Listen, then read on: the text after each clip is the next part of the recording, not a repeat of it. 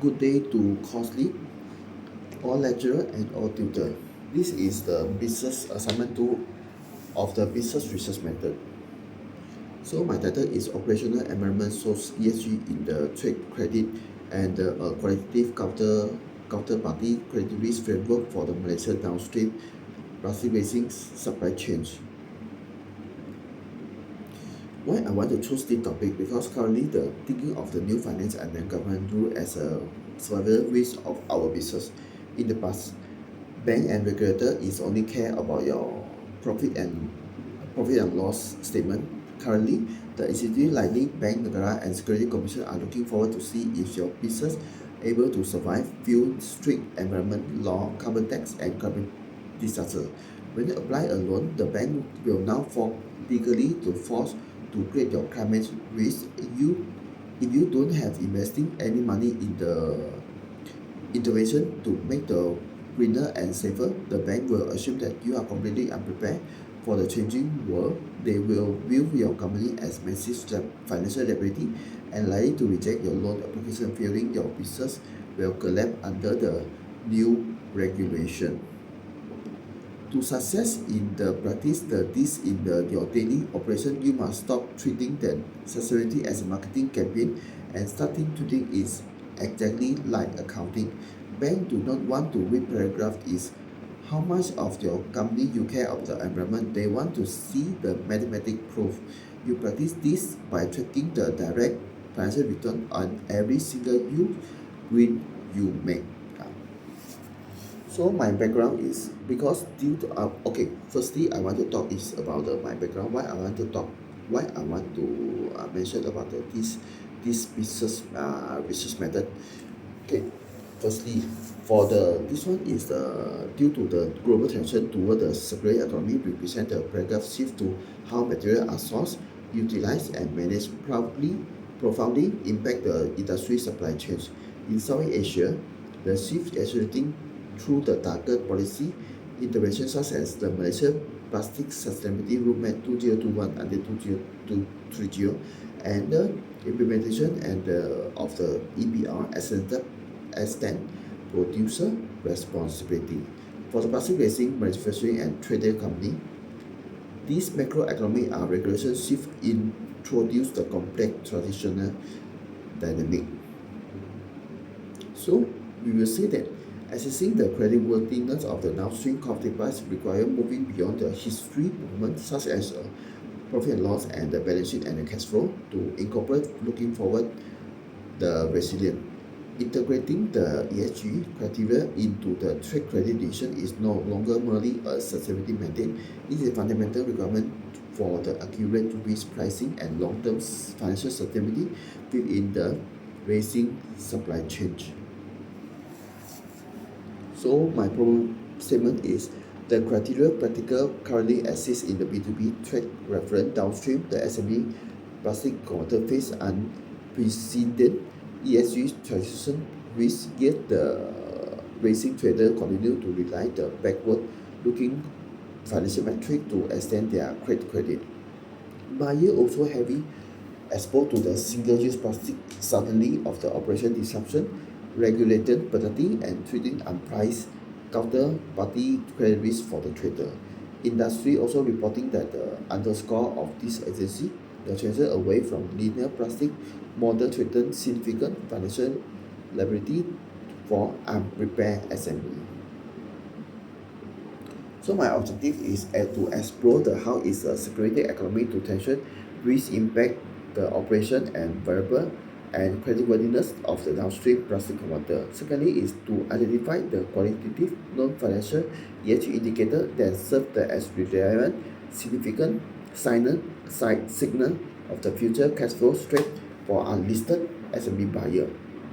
To develop a qualitative ESG scorecard and enable the plastic racing trader to the systematic access and price forward looking counterparty credit risk.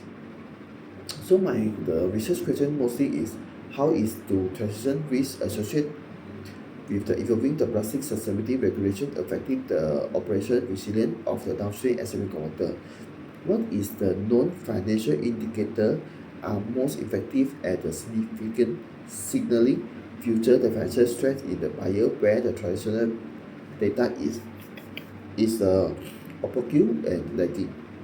How is the plastic basin trader practically integrate this ESG metric into the structured trade credit scorecard to indicate the supply chain's information? So the significance of this study is practically and theoretically contribution. Practically, the research will culminate the development of the quantitative ESG scorecard tailored for the credit control department, which within the plastic racing trading firm. This framework provided an immediate action solution to the real-world problem. It allowed the credit analysis conducting the customer courtesy visit to systematically evaluate the buyer sustainability journey and translation of this qualitative observation into concrete the trade credit decisions such as adjusting credit limit or payment term. Yeah. So what is my key term of the this research method? Firstly, is trade credit. Trade credit is something like we offer the customer for the credit term, and then ESG transaction is we will financial risk because arising from the process for adjusting the toward a low carbon security economy. Yeah. Then thirdly is information asymmetry, and then this is a condition in the trade finance where the downstream buyer possess superior knowledge regarding in the true operation vulnerability, waste management practice, and regulatory exposure compared to the supply extend to the credit. Lastly is qualitative of ESG scorecard, a structured non-finance evaluation tool designed to assess the company looking forward sustainability, practice management resilience, and strategy alignment with the circular economy principle, present objective, subjective data into actionable credit risk parameter.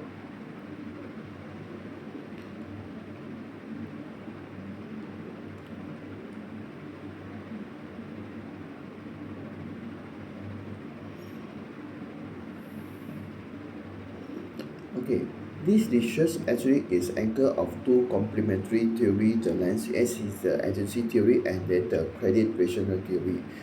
Yeah.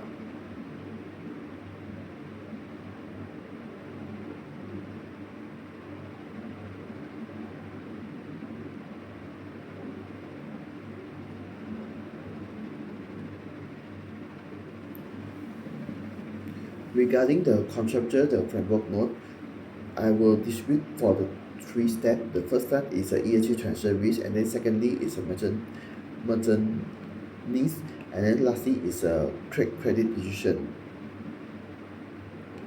For the my research, the hypothesis is the downstream SME conduct with the high operation exposure to the single-use plastic and low security economic integration exhibition exhibit a high perceived risk of the future cash flow volatility permitting credit rationale by the supplier.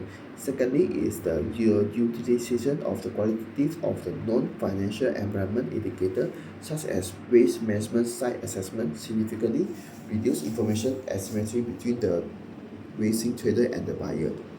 Lastly is a structured qualitative ESG scorecard providing a more accurate assessment for the buyer long-term default risk than backward-looking financial statement alone, particularly in the regulated environment undergoing rapid respiratory transition.